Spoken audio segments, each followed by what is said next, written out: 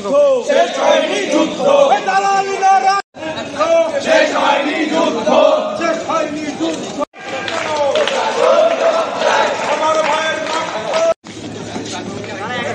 সবাই একসাথে রক্তের বন্যায় ভেসে যায় দালালিরা রাজপথ রাজপথ মানি না মানবো না। নোটিশ কেন? প্রশাসন জবাব চাই, প্রশাসন জবাব চাই। নোটিশ কেন? মানবো না। হল ভ্যাকেন্টের নোটিশ কেন? প্রশাসন জবাব চাই। আমার ভাইয়ের রক্ত বৃথা যেতে দেব না। প্রশাসন জবাব চাই, প্রশাসন জবাব চাই। হল ভ্যাকেন্টের নোটিশ কেন? রাজপথ আমরা কি কেউ হল ছাড়বো? আমরা হল ভ্যাকেন্ট মানি না। আমাদের রক্তের উপর দিয়ে হল ভ্যাকেন্ট করতে হবে। আপনারা জানেন যে আমাদের সিন্ডিকেট সভায় যে নোটিশটা দেওয়া হয়েছে যে আমাদেরকে হল ভ্যাকেন্ট করতে হবে আগামীকাল সকাল 10টার ভিতরে। আমরা মনে করছি যে এইরকম একটা সময়ে জুলাই বিপ্লবের পরে কুয়েট একমাত্র বিশ্ববিদ্যালয় যেখানে ছাত্রদেরকে হল ভ্যাকেন্ট করা হচ্ছে, এটাই প্রথম বিশ্ববিদ্যালয় জুলাই আন্দোলনের পরে। এবং আমরা মনে করছি যে এই হল ভ্যাকেন্ট করার নির্দেশটা এই আন্দোলনকে দীর্ঘায়িত করার এবং ভিন্ন খাতে প্রবাহিত করার একটা প্রচেষ্টা। এবং আমরা স্টুডেন্টরা আগামীকাল হল ছাড়ছি না, আমরা হল ভ্যাকেন্ট করব না। হল যদি ভ্যাকেন্ট করতে হয় পুলিশ আর্মি এনে আমাদের রক্তের উপর দিয়ে হল ভ্যাকেন্ট করতে হবে। আমাদের শুরু থেকে এখন পর্যন্ত আমাদের সবগুলো কথা সেম আছে। আমরা প্রথমে বলেছিলাম যে আমাদের যে 6টা দফা ছিল, আমরা 6 দফাতে এখনো অনর আছি।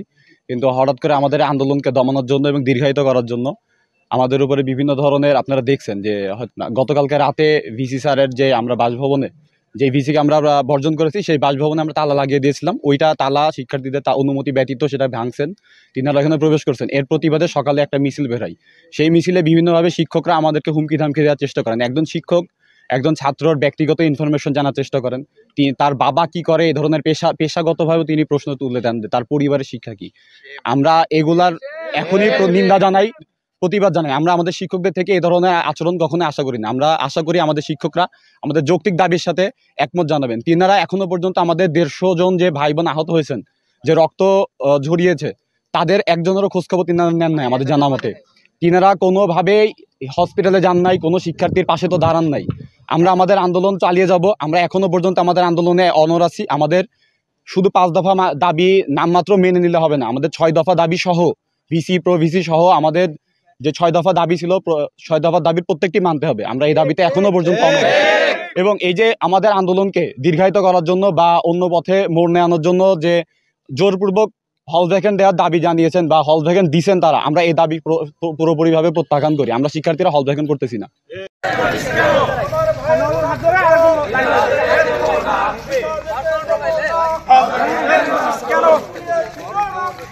আরো দেব রক্ত ভেসে যাবে অন্যায়, ভেসে যাবে অন্যায়। মানি না মানবো না, ভেসে যাবে অন্যায়, ভেসে দেব না। ভেসে যাবে অন্যায়,